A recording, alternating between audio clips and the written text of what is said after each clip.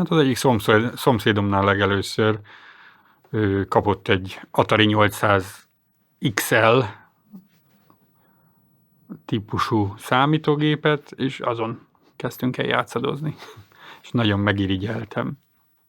Annyira már kezdett azért jellemző lenni, de csak az ilyen jobb módú családoknál, ugye a Commodore 64 is megjelent, Commodore Plus 4, és akkor ezzel kezdtük el a játékokat nyüstölni.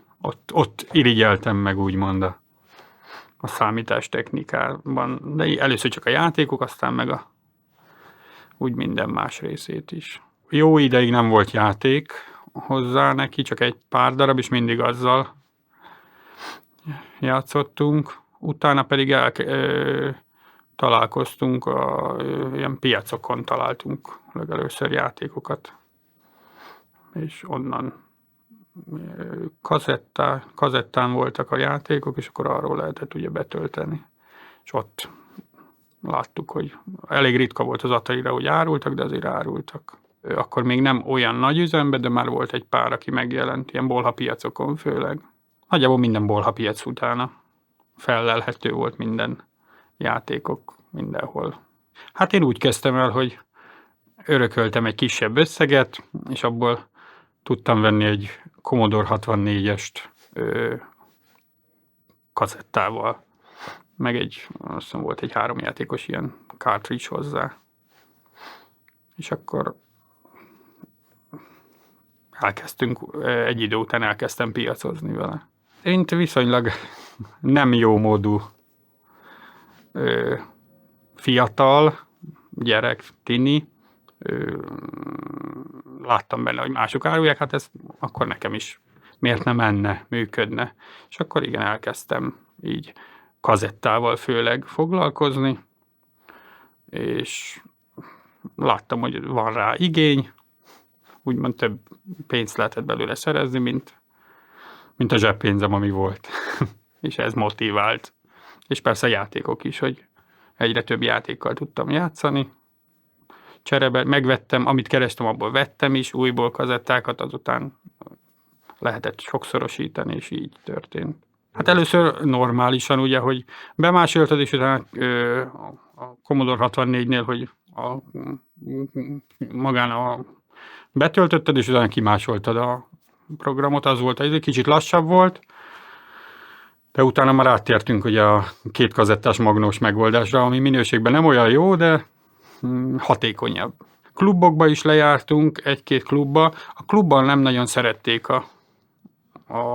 akik ebben foglalkoztak üzletszerűen, tehát annyira nem tudtunk odaférni sokszor, de nem is, eleinte úgy nem ismerték, hogy ezzel foglalkozunk, és a cserebere terjedtek, és akkor így jutottunk hozzá, meg egy idő után már akinek gyorsabban megvolt, akkor így egymás között cserélgettük. Változó volt, hogy kinek milyen volt meg, de először az alapkészleteket kellett ugye beszerezni. A kazettáknál ugye volt az utántöltős, az úgy volt, hogy egyik oldalon ez, a másik oldalon az, meg voltak ilyen válogatások, több válogatás, és akkor ki volt rakva ugye a piacra. Az utántöltős, azt tudod, az a flopis verziónak a kazettásított változata, és a sima meg kis játékok, azok meg ilyen sima. Már rögtön az elején vették, de hát nyilván kevesebbet, de nekünk vagy nekem nagyon jó pénz volt így hirtelen, hogy egy nap alatt ennyi pénzt hozzájuthattam ehhez. Most ezt ne olyan nagy számokat gondoljunk, hanem olyan 5 kazettát vagy 6-ot eladtam, akkor azon már volt durván egy ilyen, annak idejére 150 forint haszon volt, ami nem volt akkor olyan rossz. Nekem a zseppénzem az jóval kevesebb volt annál, amit azon a napon meg lehetett keresni, akár bolhapiacon. Kialakultak ilyen műszakis helyek, meg akkor ott videókazettákat árultak, akár filmekkel, stb. És akkor volt egy ilyen úgymond számítógépes-szerű sor, meg az a részek, és akkor külön ilyen kicsit elhatároltabb részek voltak általában.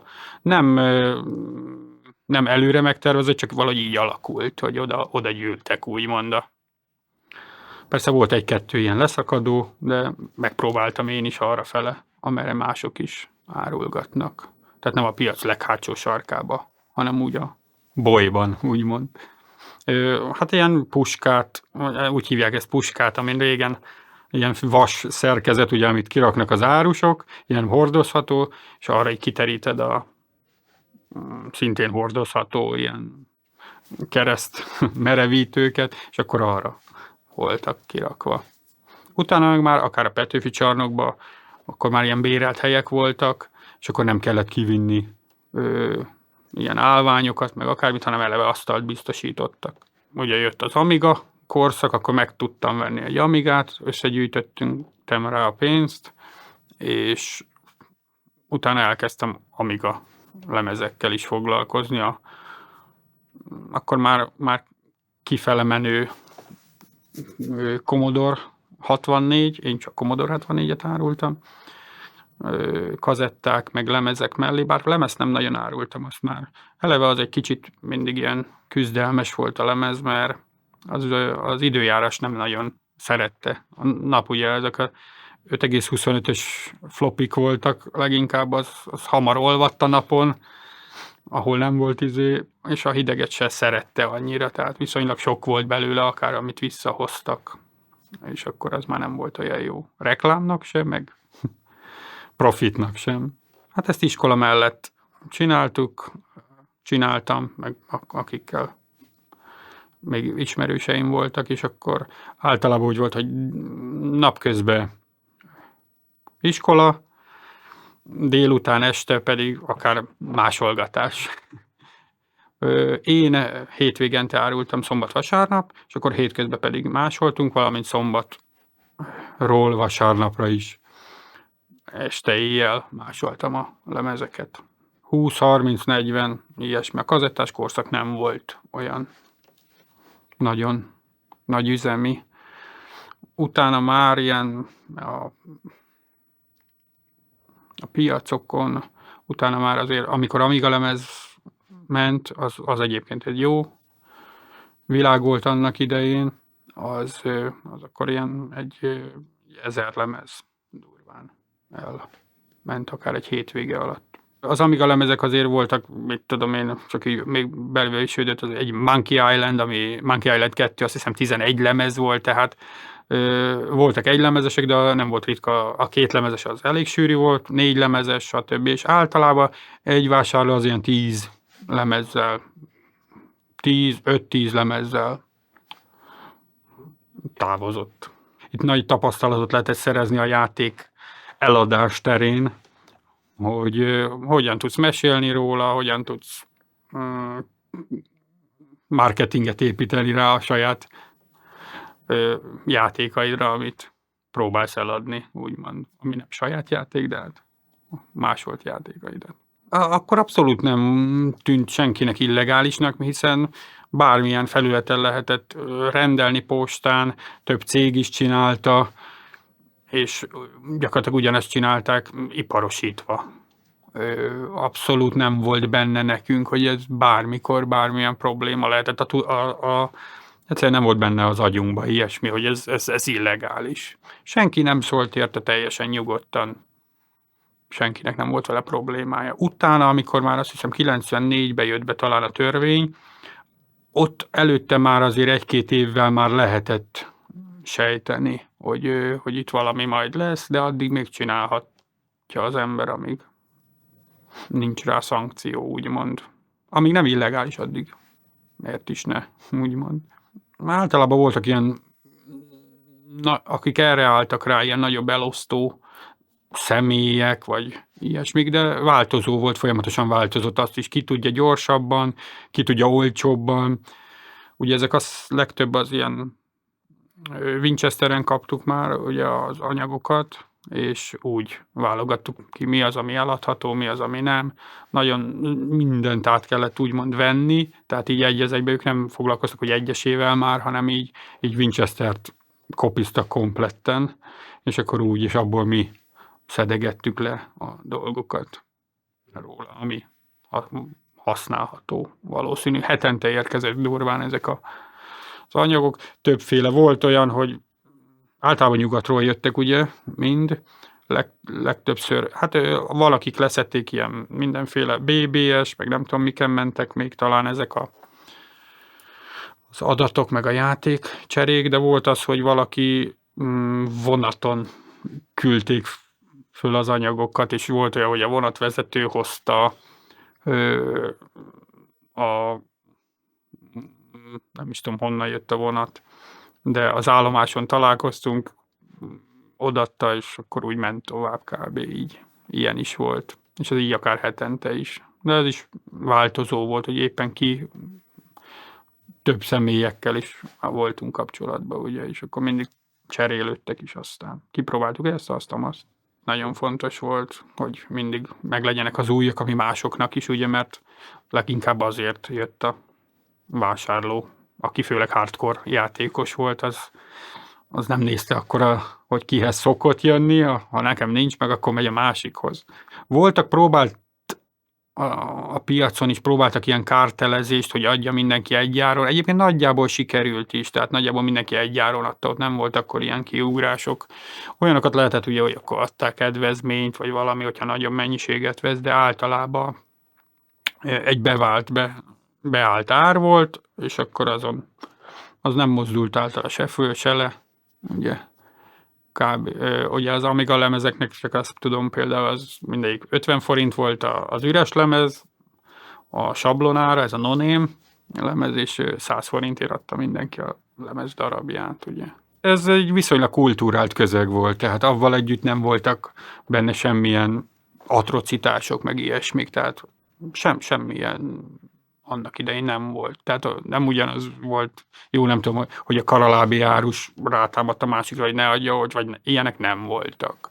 Tehát abszolút megtűrtük egymást, és úgymond jól el is voltunk egymással. Hát igen, mások voltak, akik még megvették aznap kora reggel a játékot, és akkor hazamentek, és még gyorsan kikopizták, vagy lekopizták, főleg aki ketten voltak, és akkor a társa úgymond hazament, lekopizta, visszahozta, már elkezdte sokszorosítani. Utána ez már ugye odáig is fajult, hogy akár ott helyben voltak már kint, például a Petőfi csarnokban a végén már nagyon durván már számítógépeket vittek ki, és ott helyben másolták a játékokat. Olyan szintre jutott ez a történet. Az embereknek is. Valaki csak már akkor a Winchester-t hozta ki, meg a komplett gépet, és akkor arról, amit kértek, ugye már ott történt a másolás helyben, nem is a lemezekkel, és akkor megy egy kört, és addig fölkopizta a flopikat. Én azt mondanám, hogy ilyen 10 és 20 között árulták egy piacon akik ezzel foglalkoztak. Voltak családok, komplett család is volt, aki ebben foglalkozott, fiú, apu, mindenki együtt volt. Abszolút jól fizető volt az átlag fizetéshez képest, hogy aki ebben foglalkozott főállásban, és akár csak a piacon árult, mert ugye otthonra is sokan hívták a kuncsaftokat. Egy átlag fizetésnek én azt mondom, hogy egy 3-tól 5-szörösét mindenképp tudta hozni. Miután terjedt ugye egyre jobban ez a játék, itthon is elkezdtek jobban terjedni, egyre több vevője volt a gépeknek, onnan egyre nagyobb igény volt a szoftverekre is, és akkor így bővült nekem is eleinte nyilván nem ennyi jöttek, de utána emelni kellett folyamatosan a külső drive számokat, a gépszámokat, a monitor számokat, amivel lehetett ezzel foglalkozni és dolgozni. Amikor már megtörtént az első ilyen, főleg úgymond razzia, én erről az első körben erről a Petőfi csarnokosról tudtam meg azt, hogy egyáltalán kb. Szerintem, ahogy a törvény megszületett, egy hétre rá kint is voltak, tehát nem sokat vártak vele, és ott azért jó pár ember ugye lebukott, de nem emlékszem olyanra, aki előtte abba hagyta volna is masszívan. Talán egy-kettő eltűnt, aki, igen, így azt mondom, egy-kettő, aki aki ott viszonylag nagy mennyisége, és egy hivatalosabb útra lépett. Akár ilyen szoftver kereskedés területén. Akkor az úgy volt, nekem akkor volt egy társam, ketten csináltuk, eleinte ugye egyedül csináltam, de utána ő is, meg én is jobbnak láttuk, ha összeállunk, és együtt csináljuk, mert jobb volt megosztódott akár a taxiköltség, vagy a munka, ha épp ő nem tudott dolgozni, akkor én tudtam helyette, tehát úgy jobb volt. És hát emlékszem úgy volt, hogy oda civil ruhások jöttek ki, és egyszerre léptek oda az összes standhoz, például ez a Petőfi csarnoki razzia volt, és mindenkinek azonnal elkérték a személyit, és minden standra jutott egy-egy, vagy több rendőr, civil ruhás rendőr. És akkor én viszont pont nem voltam a standnál, és a társamat igazoltatták, és őt úgymond szállították el, meg az áruját is. Igazából semmi, elkobozták az árut. Nem is lett belőle semmilyen tárgyalás se, nagyon semmi, amiről én tudnék. Az árut azt nem kapta vissza sose az ember, de igazából az volt olyan nagy bukta, hogy... És akkor ő szépen így utána már a pecsában nem volt jellemző főleg ez a nagy és nagy és szétterjedt ilyen másolás, ami ott volt, mert a végén én is már azt mondom, hogy az már pofátlanság volt, ami ott folyt, akár ez a helybeni másolás gépekkel és pénzért, ugye. Igazából nem lett semmi, utána kimentek házkutatni a társamnak a lakására, ahol már ugye nem volt semmi, mert később mentek ki, és nagyjából ennyi történt. Meg hát a szüleihez, mert még nem volt senkinek úgymond nagyon lakása, úgyhogy a szüleihez, akik nem örültek feltétlenül. Be is fejeztük a piacozást mi, avval véget is ért. Tényleg, aki tudja, hogy mi folyt ott, akkor az bármikor kimehetett, és látta, hogy ugyanúgy azért árulnak, de nem olyan mennyiségbe, és kicsit változtak a dolgok. Nem voltak kint számítógépek, ami más voltak, de így ment tovább. És utána jöttek ezek a PlayStation, stb. Irányok, a PlayStation 1 lemezek, ezeket is ugye lehetett másolni, és akkor azokat csinálták. CD lemezírás után az is elterjedt ugye eléggé. Azokban már annyira nem voltunk mi benne. A piacról ugye megmaradt azért elég sok kontakt, és akkor azok azért fölvették a kapcsolatot, ők is fölvették velünk a kapcsolatot, és akkor úgy terjedt, és ugyanúgy kicsit azért megint tudtunk szájról szájra kicsit tovább terjedni, hogy lehet eladni ezt-azt, és utána átment a CD lemezírásba is, meg mi egymás. Akkor azért megijedtünk, nagyon megijedtünk, mert nem gondoltuk volna, hogy ez ilyen hirtelen, ilyen drasztikusan történik, és akkor mindenki megijedt, főleg úgymond mi nem voltunk magunk, nem képzeltük azt magunkról, hogy mi bűnözők lennénk, vagy valami ilyesmi, és ezért nekünk ez teljesen új dolog volt, hogy a rendőrök egyszer csak mi lesz. És én is nagyon megijedtem, otthon is azért felkészítettem valamit, hogy valami nem jól sült el, a szülőket, ők persze továbbra se nagyon értékelték ezt, hogy én mivel foglalkozom. Hát féltettek, hogy ebből mi lesz, meg hogy ez milyen élet. Ők még úgy gondolták, hogy a munka úgymond csak úgy létezik, ha az ember bemegy és dolgozik, és hazamegy. A számukra csak ez létezik, a hagyományos munkavégzés. Aztán utána persze változott a világ. Beszélgettünk azért erről, de mindenki nem tudott senki semmit, valahogy elmaradt a tárgyalás, elmaradt minden, aztán úgy elsikkadt ez a dolog érdekesen. Az áru nem került vissza sosem, de igazából nem is bolygatta senki, mert örült, hogy megúszta. Azért a legtöbben azért otthon folytatták a piacozás után is, meg akkor terjedtek, ugye mindenki már, akiket így ismergettem, azokat már otthon folytatták, terjedtek. Azért csinálták, főleg a CD írásban megint belekezdtek újból egy jó páran. Ugye viszonylag drága volt egy CD író, ott még ilyen, főleg DOS alatt ott csináltuk a dolgokat, és akkor ott is jöttek már a többlemezes játékok is talán, vagy az nem jött. Ott ugyanígy a CD-re aztán kiírtunk ott meg ilyen kis játékokat, meg ilyen AR-jéseket is lehetett ugye összerakni, de utána a konzol résznél a PlayStation az, ami még utána eléggé megindult, a PlayStation 1. Legrabolta az ember a lemezt, és utána kiírta. Ott is attól függ, hogy mekkora kapacitással, de ilyen, hát azt hiszem, ilyen dupla sebességű CD írókkal küzdöttünk az elején. Az azért egy olyan 40-45 percig el voltunk. Hát ott már azért nem tudott akkora mennyiséget az ember, meg nem is akart talán bevállalni otthon, mert tudta, hogy azért illegális, meg azért csak házhoz jönnek.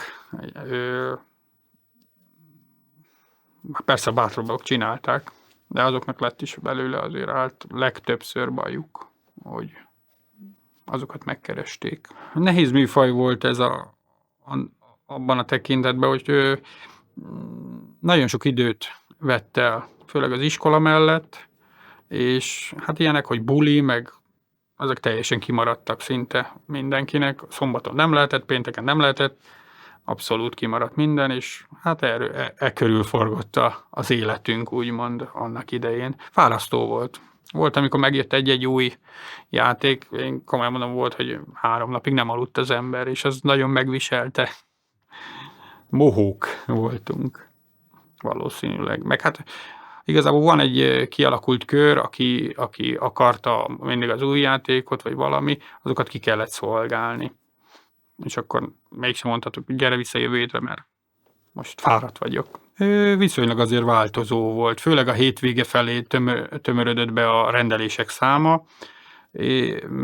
Hétközben azért csak az ilyen, amit tudok, hogy úgyis visznek, azokat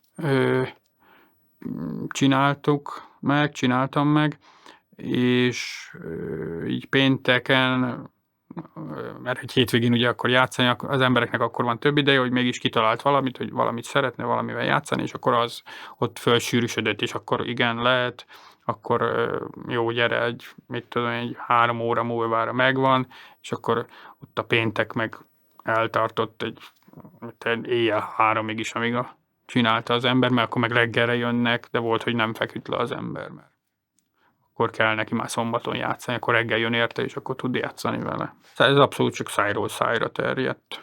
És akkor vitte a munkatársaknak, akik vettek azt egy idő után már nem jött ő el, hanem akkor már a munkatársa jött, tehát így ismeretségi körben terjedt, hogy igen, jól csinálja, igényes, abszolút a munkával tudtál újabb klienseket szerezni, akinek eladhattál játékot. Voltak máshol is ilyen kisebb klubok is voltak, nem csak ezek a híresek, ahol csak ilyen akár 20-30-an jönnek össze. Lejárogattunk, de nem rendszeresen. Néha egy-egy helyekre lementünk, és akkor ott az olyan egy-egy ritkaságot, vagy valamit, ami valakinek megvolt, ott be tudtuk szerezni. De az csak arra kellett, hogy nekünk is meglegyen. Nem azért, mert hogy abból olyan el tudna az ember adni, csak hogy legyen meg minden. Mindennek meg kellett lennie, ez az alap. Hát nekünk is volt benne persze gyűjtési szenvedélyünk, mert minél többet akartunk ugye birtokolni, minden játék legyen meg, magyarul ez alap egy igazi játékosnak, főleg ha viszonylag olcsón hozzá juthat ezekhez a dolgoknak. A klubok létezéséről nem sokan tudtak ahhoz képest, amennyien játszottak. Meg az emberek általában hétvégén értek rá, délelőtti program volt, akár kijöttek a család, és akkor úgy megvették játékot, és utána mentek haza játszani. Nem tudom, hogy valószínűleg a klubok nem annyira voltak elterjedtek szerintem, mint a piac, amire amúgy is kimennek vásárolni az emberek ruhát, cipőt, stb. Akkor többen mentek az emberek piacra, mint mostanában. Ugye nem volt pláza, nem volt, csak az üzletbe tudtak venni, vagy a piacon. Nem volt nem volt internet, vagy hát, és webshopok nem voltak. Az árusok átlag életkora ilyen 15 és 25 év között volt leginkább, inkább az ilyen tinik voltak kinn, és utána, de nem volt ritka, aki 40-50 éves felnőtt férfiak is voltak kinn, és árulták a lemezeket. Ő már akkor a családdal, fiával segítkezve, úgyhogy ez nem volt rossz. Mindenféle, de leginkább a tinédzserek, fiatal felnőttek. És szinte egytől egyig mind férfi. Általában férfiak és fiúk vásároltak. Nők nagyon ritkán. Mostanában már több szerintem a női vásárló akár ezen a téren is.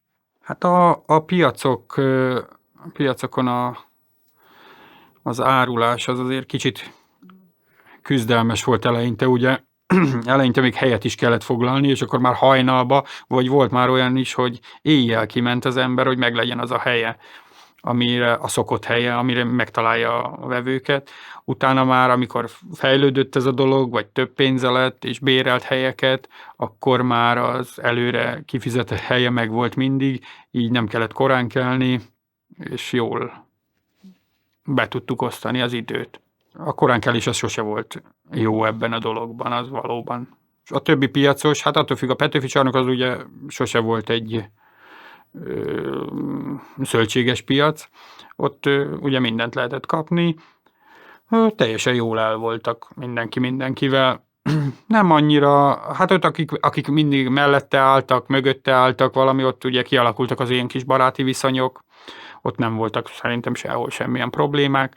A más piacokon pedig nem nagyon vettek egymásról úgymond tudomást, tehát ott sem volt semmi probléma, szerintem egyiknél, és persze lehet kirívó esetek biztos voltak, de nem volt jellemző ez, hogy nem volt semmi probléma. A Pecsa az ugye ennek a fellegvára volt szerintem. Aki programot akart, és a legnagyobb választékkal az oda ment ki. Persze voltak kinn a Gyáli piac, a Kőbánya Kispesti piac, Keresztúron a Bakancsos piac, ezeken mind azért árultak szépen, meg hát Újpest, az is egy híres, a híd alatt, az újpesti piac, ott is lehetett sok programot venni. Kinek hogy vált be? Ha már valahol elkezdett felfele menni a szeker, akkor már nem szívesen váltott, mert hogy ott jobb lesz a lehetősége. Beállt egy általános ritmus, azt hozta is rendszeresen, és akkor már nem kerestünk új dolgokat, nem keresett senki. Ha az egyik valamiért csökkent valami miatt, mert jött ki több ember jelent meg, vagy akármi, akkor lehet, hogy átment. Nekem is volt ilyen, hogy az egyik piacról áttértem inkább a másikra, mert már nem érte meg. Hát persze próbáltuk minél inkább arra rávenni, hogy tőlünk vegyenek. Ezt általában normális stílussal tudtuk elérni.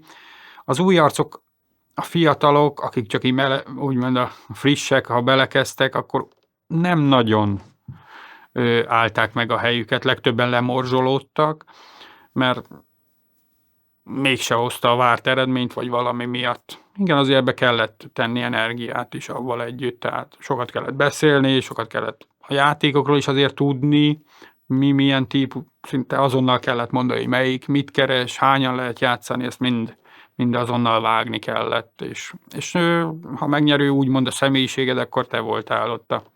Mivel mindenki körülbelül egy áron árult, ezért csak a te meg a portékád minősége az, ami befolyásolta. Annak idején azért minden játékot kipróbáltunk, hogy tudjunk róla beszélni, és nem mondhatnám, hogy sokat játszottunk vele, de hogy legyen valami fogalmunk róla, hogy ez egy stratégia, egy mászkálós, egy autóverseny, ezekről azért érdemes volt bele nézni, de a legtöbb visszajelzés egyébként a vevőktől jött, és akkor ők elkezdik mesélni, és azok neked nagyjából benne maradnak a fejedbe, és általában aki a legtöbb vevőnek ez tetszik, akkor nyilván akkor azt ajánlottad, mert az valószínű neki is fog tetszeni. De szinte minden játékba bele kóstoltunk annak idején persze. Hát a játékválogatásokat én magam állítottam össze, igen, például a Commodore 64-nél, amikor ilyen válogatás kazettát lehetett venni. Hát ami igen, voltak ilyen erősebb, de akkor kellett mellé voltak erősebb címek, és akkor kellett mellé tenni azért ilyen tölteléket is, ami mégis kibővíti a dolgokat, de azért, hogy legyen rajta jó játék is, meg hogy azért legyen mennyiség is, legyen választék is. Arra azért ügyelni kellett, hogy a játékokat úgy válogassuk össze, hogy minél nagyobb számban tudjál el kazettát adni. Tehát nem volt cél, hogy egy kazettán megtalálj szinte az összes jó játék, hanem azért tegyünk bőven tölteléket is rá, hogy valamiért vigye a másikat is. Nézegettük igen egymás a játékait, hogy mi, hogy mennyiért, milyen típusú válogatásokat csinálnak, de ez annyira talán nem befolyásolta, inkább ezt a saját képemre, meg ízlésemre formáltam, hogy melyik válogatás, hogy ilyen játékokat tartalmazzon. Voltak azért reklamációk persze, ez előfordul, de nem jellemzően én azt mondanám azért. Nekünk az volt az érdekünk, hogy azért jó minőséget adjunk avval együtt. Persze megkönnyítette nyilván ez a 2 kazettás magnóval történő másolás a munkát, de azért odafigyeltünk a minőségre. Tehát legtöbbször volt is, hogy bele-bele próbálgattunk, hogy működik-e, nehogy aztán rosszat vigyen haza, mert az nem vet jó fényt ránk, meg akár magam kárából is tanultam, hogy annak idején, amikor megvettem a kazettát, hogy mennyire rossz volt hazamenni, és nem tudsz vele játszani, amikor erre vágysz, és utána megint egy hét, mire ki tudod cseréltetni esetleg, vagy valami ilyesmi. Kárpótoljanak engem, de nagyon csalódott voltam, amikor hazamentem, és nem működött ugye a játék. Tehát erre odafigyeltem, hogy ilyen csalódások ne érjék főleg az embereket. Vagy Winchesteren tároltuk, vagy lemezen tároltuk a dolgokat. Kazettánál pedig volt igen egy úgymond mester kazetta, és akkor arról ment a 2 kazettás magnóval a másolás. A lemezek meg az simán valamelyik kopival, Amigánál a D-kopi vagy X-kopi, azt hiszem, ezek már bele is égtek ugye az ember retinájába, mert ezt látta 5 monitoron az arcában napokig, akkor már csak ezt láttam, szinte már alvás közben is. A másolás ugye több gépen történt, több külső meghajtóval az Amigánál például, ott azt hiszem talán sorba is lehet kötni, ott egyszerre több lemez meghajtót is kezelt, és akkor úgy másoltunk így ide-oda X-kopi, D-kopi, és csak néztük a X-eket, meg a nullákat, vagy nem tudom, mik jöttek ott folyamatosan. És ugye az a jellegzetes hang, amikor elkészült. Monitorokon, már ilyen monokróm monitorokra is rá volt éve, nem csak színes, meg tévé, ami éppen adódott, és ott volt több gépen is, amíg a 600, az azért volt jó, mert kisebb helyet foglalt, ugye. Az 500-as egy kicsit nagyobb volt, és akkor ezzel. Persze volt olyan játék, ugye, ami nem ment 600-on, meg 1002-n, de arra ott volt, hogy kipróbáljuk akkor az 500-on, ami működött. Volt egy-két játék, ami ugye nem működött 600-as gépeken, az ilyen válogatós volt kicsit. Volt olyan arc, aki ugye a helyeket, hogy ne kelljen nekünk korán kimenni, ezért ő ott éjjel kimaradt, és foglalta a helyeket. És azért adtunk neki egy bizonyos 100 forintot talán akkor egy éjszakára. És akkor úgy összeszedte ott a emberektől, és ő meg lerakott ilyen dobozokat, vagy az állványaikat már kirakta este. Másnap délután, szombat délután kirakta, hogy vasárnapra reggelre meg legyen a hely, és ő azt őrizte őket. Ez egy sima noném, egyszerű ember volt, aki aki csak ezért volt ott.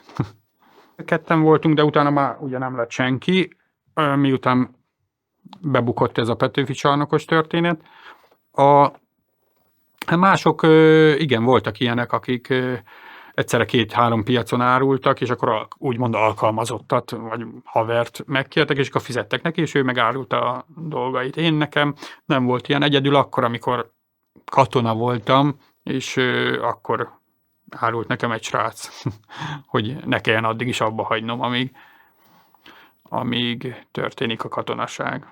Átadtam a gépeket, ő tudta ezt csinálni, nem egy bonyolult dolog nyilván, és utána ki is ment árulni. És akkor ebből megbeszéltük, hogy ő milyen százalékot kap, és akkor így történt az árusítás. Hát így az árusok teljesen úgymond vegyes rétegekből érkeztek, voltak jómódúak, voltak nem olyan jómódúak, a háttér, amivel rendelkeztek. Én azt mondom, az értelmiségi fiataloknak a csoportja volt ez szinte csak, aki azért érdekelt ez az egész ez a számítástechnika is, nem csak azért csinálták, mert a pénzkereset miatt, hanem eleve ezzel foglalkoztak is előtte is azért, tehát úgy csöppentek bele. Olyat nem annyira ismerek, aki csak kizárólag profit szerzés miatt ismerkedett meg ezzel a témával, hanem az így adódott és hozta egyik a másikat. Hát itt a razziánál meg leginkább az történt, én azt hiszem pont kívül álltam, a pulton kívül, mert van, hogy ugye 2 ember nem mindig kell oda, és akkor akár beszélgetsz, elmész máshova beszélgetni, vagy bármiért körbenézel a piacon, de pont nem voltam ott, és amikor visszaértem, nagyjából akkor léptek oda, és akkor megbeszéltük a társammal, hogy akkor ők már úgyis igazoltatták, akkor elviszik, akkor én akkor kimaradok ebből, és akkor én addig elmegyek, és értesítem a otthoniakat, hogy pakoljanak esetleg a szobából el. És akkor ők átvitték addig a szomszédba, és akkor így azt lehetett mondani, hogy a saját játékait hozta kiadni, tehát nem üzletszerűen árult. Ez volt a lényege az én hazamenetelemnek, akkor főképp. Meg hát persze nyilván úgymond vastag volt a majré is, tehát nem baj, hogy nem megyek be, de addig legalább a háttérből lehetett valamit megoldani. Utána nem nagyon kerestük egymást, 1-2-vel beszéltünk, ők is ugyanúgy bementek, elvitték a dolgaikat, és utána nem kapták vissza. Leginkább ez volt a jellemző, de nem is nagyon feszegették ezt a témát a rendőrség felé sem, hogy hol vannak az ő dolgaik, én úgy tudom. Mi egyáltalán nem, az biztos. Nagyjából ki lehet számolni, hogy durván egy 1000 lemez elmehetett egy hétvégén, az akkor ugye 50 forint volt körülbelül egy lemezen egy haszon, az durván egy hétvége alatt ilyen 50 000 forint körül lehetett megkeresni. Mínusz a költségek, taxi, stb. Kaja, meg a bérleti díj. Hát a havi kereset az durván, igen, a szülőknek szerintem ilyen 30 000 forint körül volt talán az akkori fizetés. Akkor áttértünk ugye a PS1 játékokra, meg a PC-sekre, CD-knél, és utána már nagyjából ennyi is volt, mert akkor beszálltunk, én csináltam egy üzletet, és akkor utána már elindult a legalitás.